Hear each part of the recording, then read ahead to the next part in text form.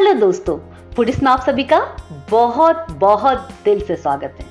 मैं हूं संगीता और आज मैं आपके लिए लेकर आई हूं बहुत ही सॉफ्ट और मुंह में घुल जाने वाली सूजी की बर्फी, जो खाने में किसी भी मार्केट वाली बर्फी से कम नहीं होगी। और इसे बनाना इतना आसान कि कोई भी बना ले। ना मावा की झंझट होगी और ना ही मिल्क पाउडर का टेंशन और ना ही मार्केट से कुछ लाने की परेशानी। ये बर्फी सिर्फ बनेगी घर की कुछ चीजों से, जिसे आप 2 महीने तक स्टोर करके इसके मजे ले सकते हैं। इस स्वादिष्ट और मुंह में घुल जाने वाली बर्फी को बनाने के लिए मैंने ले ली है 2 कटोरी सूजी, जो बिल्कुल नॉर्मल वाली सूजी है, जो हमारे घरों में होती ही है, जिसे छानकर मैंने ले ली है। इस बर्फी को सॉफ्ट बनाने के लिए हमें चाहिए 1 कटोरी घी। घी की क्वांटिटी थोड़ी कम ज़्यादा रख सकते हैं, लेकिन सॉफ्ट सूजी की बर्फी बनाने के लिए ये मेजरमेंट बिल्कुल परफेक्ट है।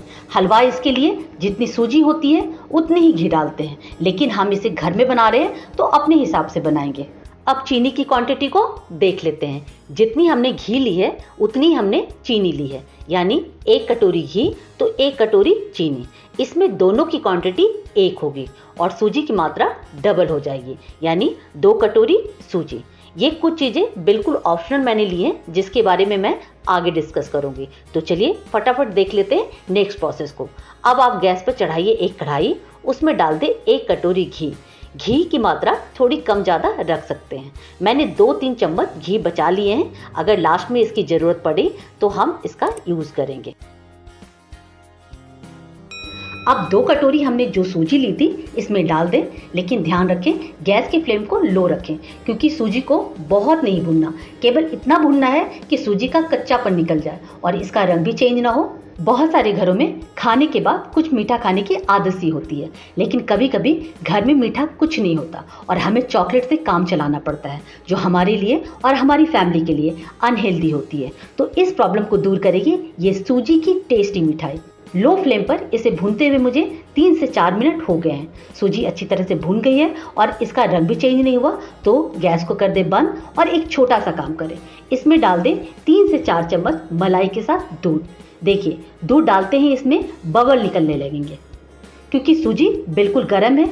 दूध डालने से क्या होगा, सूजी बिल्कुल अच्छी तरह से फूल जाएगी और हमारी बर्फी बनेगी दानेदार।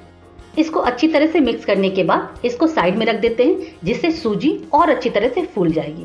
अब फटाफट एक काम करते हैं, चाशनी बनाने के लिए एक पैन गैस पर रख देते हैं और उसमें डाल दें 1 कटोरी चीनी।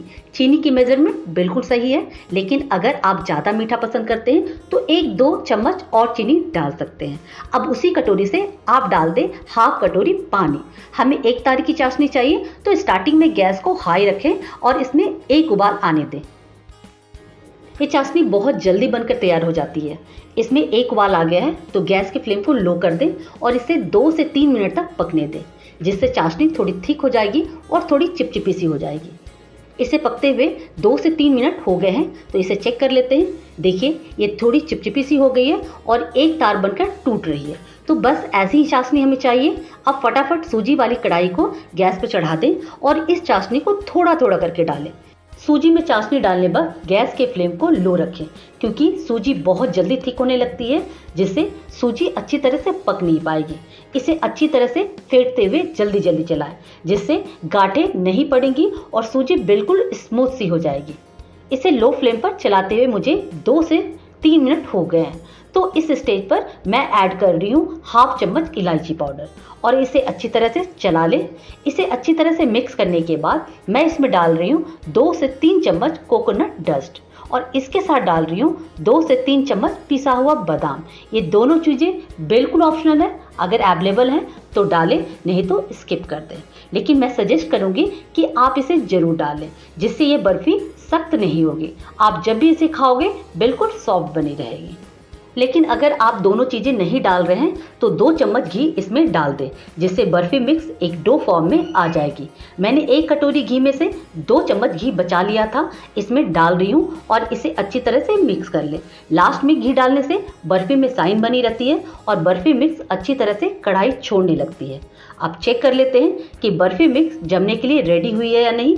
तो इसके लिए किसी बर्तन में थोड़ा सा मिक्स डालकर इसे इस तरह से चेक करें। अगर बर्फी मिक्स लड्डू की तरह बंध जा रही है तो इसका मतलब है कि बर्फी मिक्स जमने के लिए रेडी हो चुकी है। दोस्तों मैं एक बात और बता दूं, अगर आप इस बर्फी को सिंपल भी बनाओगे ना, यानी सिर्फ सूजी, घी और चीनी से, तब भी ये बर्फी बहुत ही स्वादिष्ट बनकर तैयार होगी और आप बिल्कुल सेटिस्फाई रहेंगे कि आपकी फैमिली जो मिठाई खा रही है वो टेस्टी के साथ साथ बहुत ही हेल्दी है। तो लीजिए, बातों ही बातों में हमारी बर्फी की मिक्स रेडी हो गई है। अब इस स्टेज पर गैस को कर दे बंद और फटाफट ले एक थाली या मिठाई की ट्रे और बर्फी के मिक्स को इसके ऊपर डाल दें और अब एक कटोरी में लगाए थोड़ा सा घी और उसकी मदद से मिक्स को अच्छी तरह से फैला दें। बर्फी की थिकनेस आप अपने अकॉर्डिंग रखें।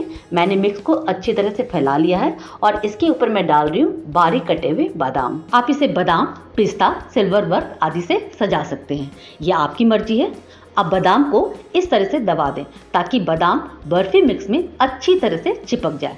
तो बस हमारी बर्फी हो गई है जमने के लिए रेडी। इसे आधे घंटे के लिए ठंडा होने के लिए छोड़ दें। ये बहुत जल्दी ठंडी हो जाती है। दोस्तों अगर आप इस बर्फी को इस तरह से बनाएंगे ना, तो आपकी बर्फी कभी भी हार्ड नहीं होगी, इसी तरह से सॉफ्ट बनी रहेगी। तो लीजिए, हमारी बर्फी हो गई है रेडी।